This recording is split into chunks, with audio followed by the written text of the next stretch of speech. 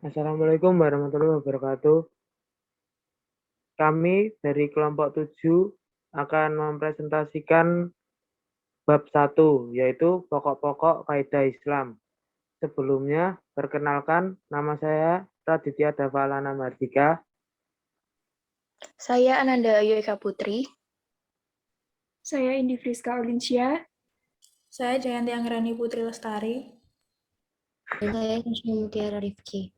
Yang pertama-tama yaitu tentang eksistensi Tuhan dan fitrah manusia untuk beragama.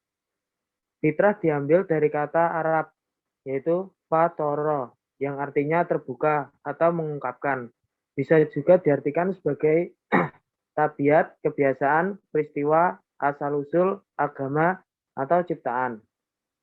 Menurut Ibnu Taimiyah, fitrah beragama disebut sebagai fitrah munazzalah. Fitrah munazzalah yaitu fitrah yang diturunkan oleh Allah SWT sebagai acuan dan bimbingan hidup bagi manusia. Fitrah munazzalah berfungsi menguatkan fitrah majbulah, yaitu fitrah manusia untuk beriman kepada Allah SWT dan berpihak pada kemuliaan universal yang juga ada dalam diri manusia secara alamiah. Hal ini terdapat dalam Quran surat Al-Luqman ayat 30 yang berbunyi dzalika bi annallaha huwal haqqu wa annama yad'una min dunihil batilu wa annallaha huwal aliyul kabiru, yang artinya demikianlah sesungguhnya Allah dialah yang benar dan sesungguhnya apa saja yang mereka seru selain Allah itu batil. Sesungguhnya Allah dialah yang maha tinggi lagi maha besar. Allah menjelaskan tujuan dari penjelasan bukti-bukti kebesaran dan keesaannya. Demikianlah perjalanan alam semesta yang menakjubkan itu. Karena sesungguhnya penciptanya adalah Allah SWT. Dialah Tuhan yang Maha Esa yang layak disembah dengan sebenarnya. Dan apa saja yang mereka seru dan sembah selain Allah adalah batil. Dan sesungguhnya Allah SWT dialah yang maha tinggi zatnya, maha besar kekuasaannya. Penegasan fitrah manusia yang sedari awal dikonsepsi oleh Allah SWT untuk menjadi individu-individu yang beriman dan bertauhid juga disampaikan oleh Nabi Muhammad SAW dalam hadis berikut. Setiap bayi dilahirkan dalam keadaan kesucian. Kedua orang tua itulah yang menjadikan mereka Yahudi, Nasrani, atau Majusi. Hadis riwayat Al-Bukhari. Selanjutnya dilanjutkan oleh teman saya. Baik, materi selanjutnya adalah konsep tauhid dan syirik dalam ajaran Islam. Yang pertama adalah tauhid. Tauhid merupakan misi utama dan inti ajaran Islam yang berasal dari Nabi dan Rasul berupa pesan yang mereka dakwakan kepada umat Islam. Kata tauhid dalam ajaran Islam adalah keyakinan akan keesaan Allah. Tauhid diambil dari bahasa Arab, kata wahadu yuwahidu tauhidan. Kata wahid yang berarti satu, dan ahad yang berarti esa. Kalimat tauhid adalah la ilaha illallah yang memiliki arti tiada Tuhan selain Allah. Seperti yang disebutkan sebagai berikut, Tuhanmu adalah Tuhan yang Maha Esa. Tidak ada Tuhan melainkan Dia yang Maha Pemurah lagi Maha Penyayang. Quran Surat Al-Baqarah ayat 163.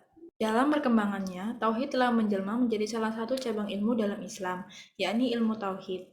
Para ulama mengklasifikasikan tauhid menjadi 3 bagian, yakni tauhid rububiyah, uluhiyah, dan asma wa sifat. Tauhid dibagi menjadi 3, yaitu sebagai berikut.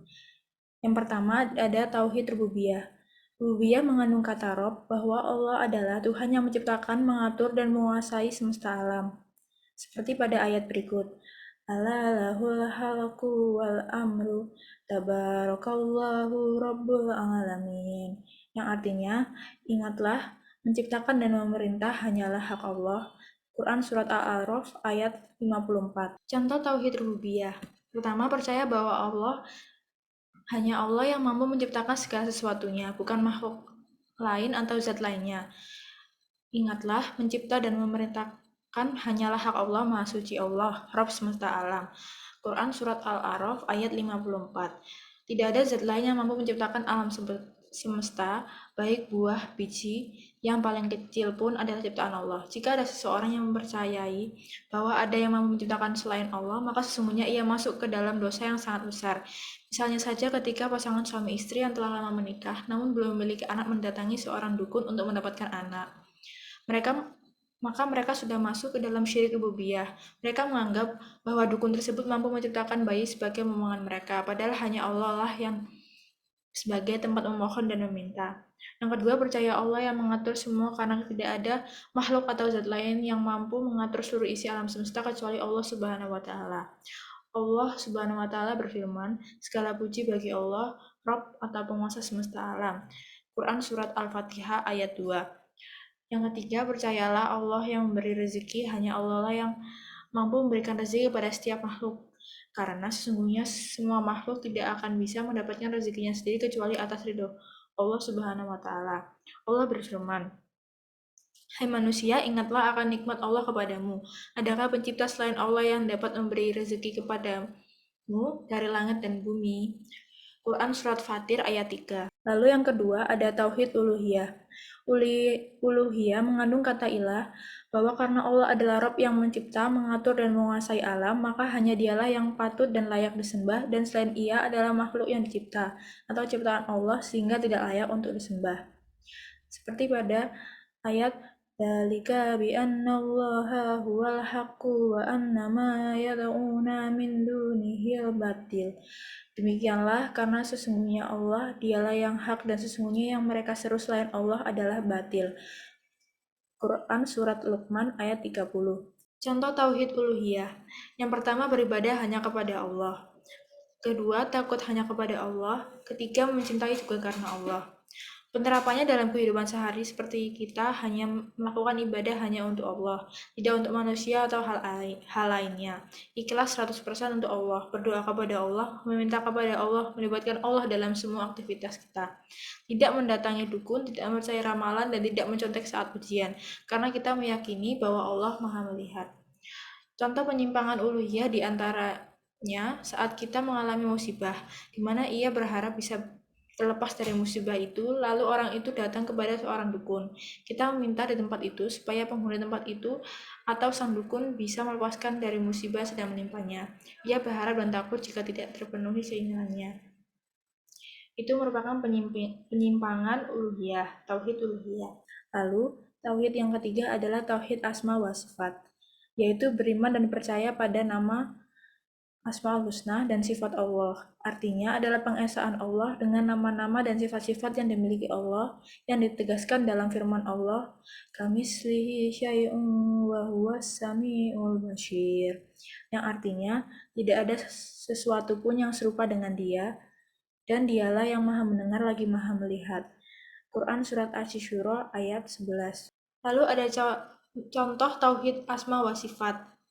Contoh yang pertama adalah tidak mencontek ketika ujian, karena Allah Subhanahu wa taala memiliki nama yakni Al-Basyir, mempunyai arti Maha melihat. Meskipun tidak ada satupun manusia yang melihat perilaku tidak terpuji yang kita lakukan tersebut, tapi ada Allah yang senantiasa melihat apa yang kita lakukan, baik itu kecil maupun besar. Selain itu juga ada malaikat yang mencatat amal kita. Yang kedua yaitu saling memaafkan orang lain. Memaafkan juga akan membuat hidup lebih tenang dan hati tentram tanpa ada pikiran yang mengganggu. Allah juga lebih suka dengan orang-orang yang mudah memaafkan dan pemaaf, karena Allah memiliki sifat Al-Ghafar yang artinya Maha Pemberi Maaf. Yang selanjutnya akan dijelaskan oleh teman saya. Next, materi adalah syirik. Nah, konsep syirik dalam ajaran Islam yaitu kata syirik berasal dari kata syarika yang berarti berserikat, bersekutu, bersama atau berkongsi. Arti lugawi atau bahasa ini mengandung makna bersama-sama antara dua orang atau lebih dalam satu urusan ataupun keadaan. Nah, syirik ini terbagi atas 5. Yang pertama itu adalah syirik saat berdoa, yakni orang-orang yang minta, memohon, dan memanjatkan hajatnya dalam doa dengan tujuan kepada Allah, kepada selain Allah. Padahal tiada yang kuasa mengabulkan semua doa kecuali Allah Subhanahu wa taala. Sebagaimana Allah berfirman dalam surat Fatir ayat 13-14 yang artinya, dan orang-orang yang kamu seru selain Allah tiada mempunyai apa-apa meskipun setipis kulit ari. Jika kamu meminta kepada mereka, mereka tidak mendengar seruanmu, dan kalau mereka mendengar, mereka tidak dapat memperkenankan permintaanmu. Yang kedua adalah syirik dalam sifat Allah, yang dimana salah satu sifat wajib pada Allah adalah Allah Maha mengetahui segala sesuatu yang ada di jagat raya, baik hal-hal yang kecil maupun hal yang besar, yang terlihat maupun tak terlihat. Allah Maha mengetahui semuanya. Ketika seseorang percaya bahwa peramal bisa melihat masa depan dan ia mempercayainya, maka itu adalah syirik. Dan yang ketiga itu adalah syirik dalam kecintaan, yang dimana Allah itu Maha Pencemburu, sehingga ia tidak menyukai jika hambanya mencintai selain kepadanya, baik itu kepada orang tua, saudara, suami, kerabat, pimpinan, ataupun siapapun. Janganlah mencintai secara berlebihan selain kepada Allah. Dan yang keempat adalah syirik dalam ketaatan, yang dimana patuh dan tunduk kepada selain Allah, baik itu ilmuwan, ulama, ataupun siapapun. Tindakan seperti ini sangat mirip dalam perbuatan menyembah berhala. Dan yang terakhir itu adalah syirik dalam rasa takut atau khauf, yang dimana ketakutan yang dimaksud tentu adalah takut kepada selain Allah, seperti takut kepada kuburan, takut kepada mayat, syaitan, dan menganggap bahwa semua itu bisa menyebabkan bahaya atau mudarat pada dirinya. Nah, menurut Ar-Raghib Al-Ashfani, syirik terbagi atas dua. Yang pertama, syirik al-akbar, yang berarti syirik besar, yaitu dalam bidang keyakinan, seperti meyakini ada Tuhan selain Allah, ataupun menyekutukan Allah dengan makhluk ciptaannya dalam hal ketuhanan. Yang kedua adalah syirik al-asghar, yaitu syirik kecil, yang dimana menyekutukan Allah dalam tujuan beribadah atau beramal kebaikan yang tujuannya untuk memperoleh pujian dari orang lain. Padahal tujuan beribadah dan beramal kebaikan itu seharusnya hanya kepada Allah Subhanahu wa Ta'ala.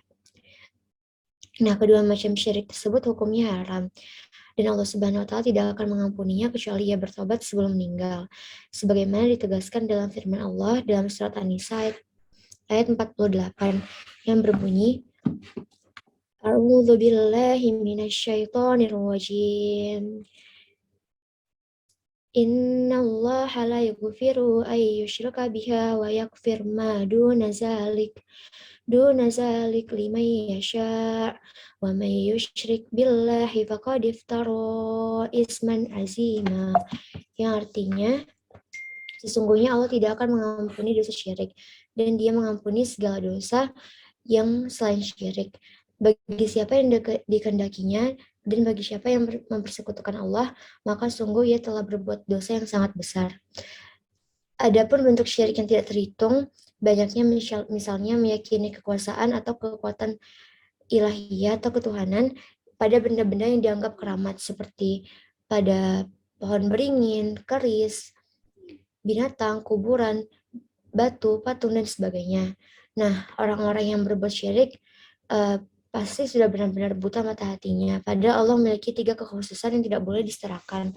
Yang pertama itu yaitu kekhususan dalam rububiyah Allah, yang dimana Allah adalah pencipta dari seluruh yang ada di jagat raya, yang memberikan rezeki, menghidupkan, dan mematikan makhluknya. Yang kedua itu kekhususan uluhiyah Allah, yang dimana satu-satunya tujuan kita beribadah hanya kepada Allah.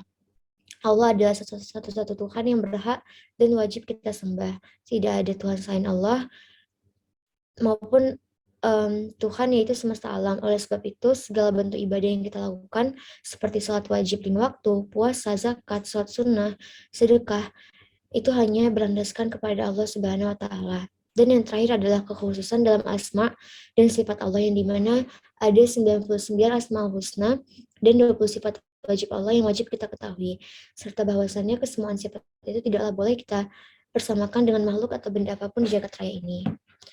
Baik, selanjutnya akan dilanjutkan oleh Ananda. Baik, materi selanjutnya yaitu karakteristik akidah Islam. Akidah Islam yaitu sebagai sistem ajaran Islam yang sempurna, memiliki sederet keunggulan dan kekhasan, diantaranya yaitu agama fitrah.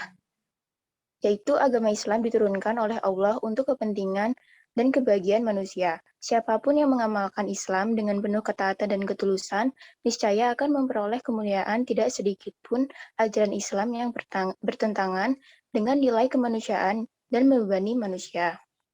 Dalam surat Al-Baqarah ayat ke-286, Allah sudah menyebutkan bahwa Allah tidak membebani seseorang melainkan sesuai dengan kesanggupannya. Jika diperhatikan dengan seksama, semua hukum yang disyariatkan Allah justru menopang fitrah dan kebutuhan dasar manusia.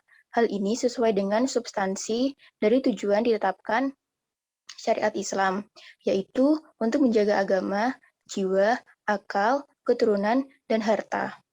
Yang kedua, bersifat universal, yaitu perjumpaan ajaran Islam dengan tradisi dan budaya di sekitarnya tidaklah dilakukan dengan cara konfrontasi, melainkan dengan jalan akomodasi kreatif.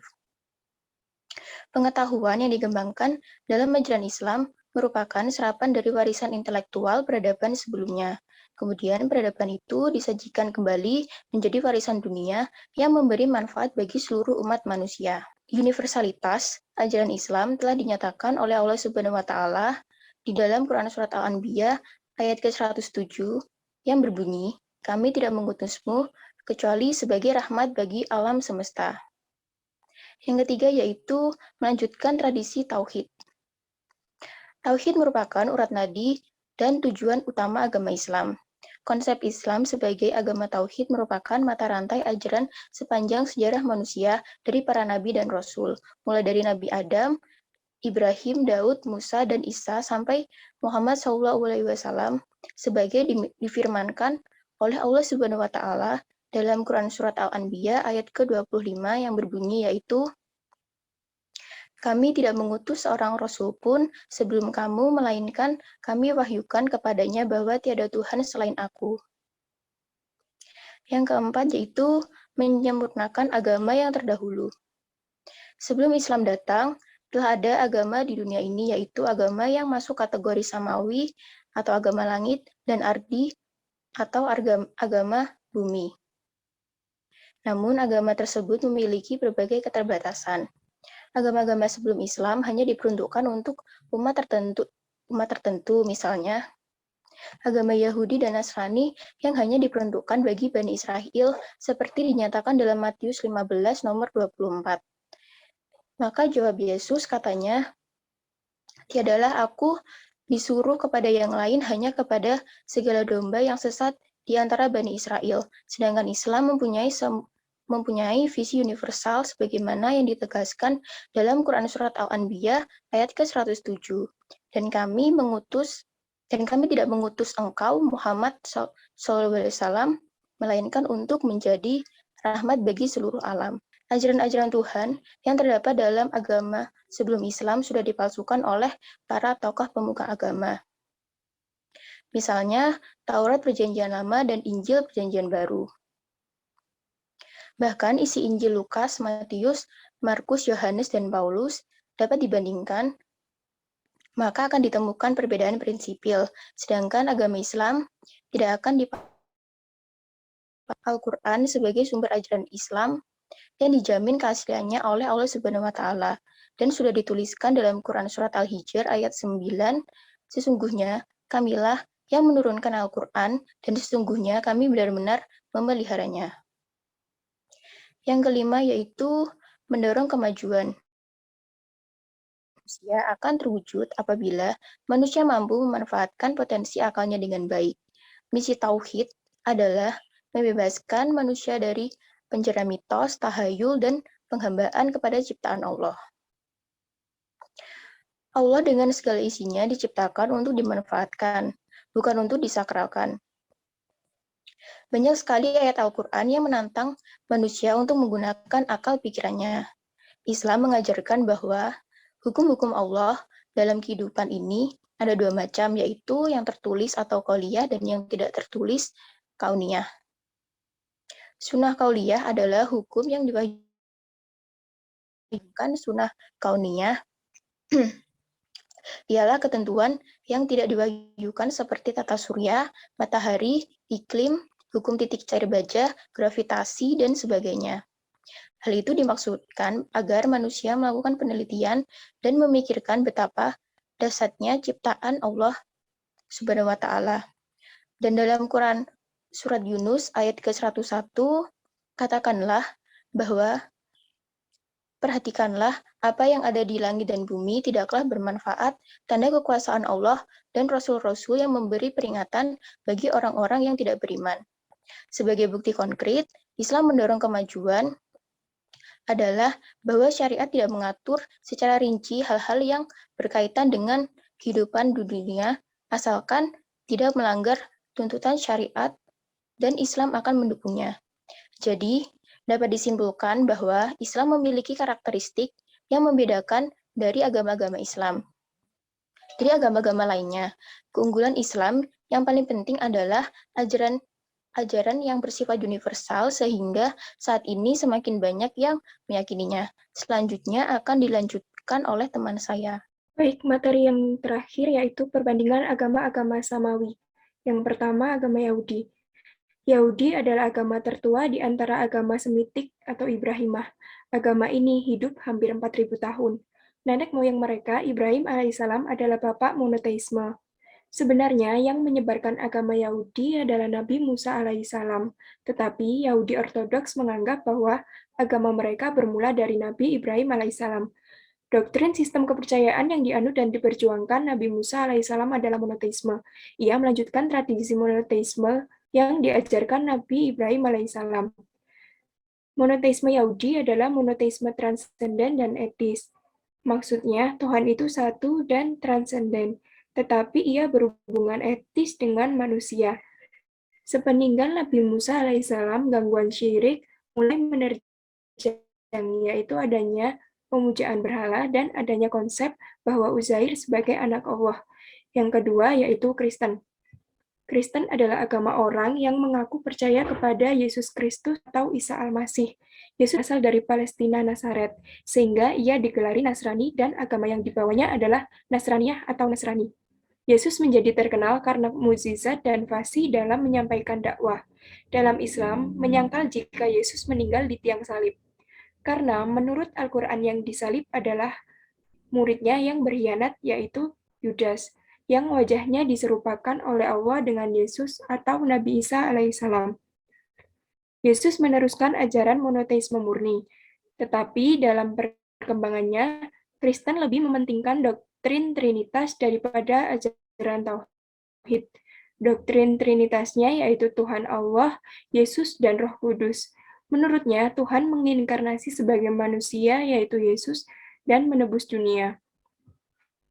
Secara tegas, Al-Quran menyatakan kesesatan teologi Trinitas Kristen ini lewat Quran Surat Al-Maidah ayat 73 yang berbunyi, "Sungguh telah kafir orang-orang yang mengatakan bahwasanya Allah adalah salah satu dari yang tiga, padahal sekali-kali tidak ada Tuhan yang berhak disembah selain Tuhan yang Esa." Yang ketiga yaitu Islam. Islam dibawa oleh Nabi Muhammad SAW sebagai nabi terakhir atau penutup para nabi. Islam merupakan agama rahmatan lil alamin. Jika dilihat dari esensi pesan semua nabi mengenai ajaran tauhid, maka Islam adalah agama tertua yang telah ada sejak Nabi Adam alaihissalam. Tuhan menurut Islam adalah Maha Kuasa, Hakim yang adil, dan sekaligus Maha Pengasih dan Maha Penyayang. Sebagaimana Yahudi, Islam sangat menekankan keesaan Tuhan dan hubungan langsung manusia dengan Tuhan. Islam menekankan kesatuan dan keharmonisan antara kehidupan sosial dan kehidupan individual, antara eksoterisme dan esoterisme. Jika agama Yahudi lebih memberikan penekanan pada aspek eksoteris atau lahiriah, sedangkan Kristen memberikan penekanan pada aspek esoteris atau batiniah, maka Islam memulihkan keseimbangan sempurna antara eksoterisme lahiriah dan esoterisme batiniah yang dimiliki oleh monoteisme murni. Sekian presentasi dari kelompok kami. Apabila ada kesalahan kata, mohon dimaafkan. Wassalamualaikum warahmatullahi wabarakatuh.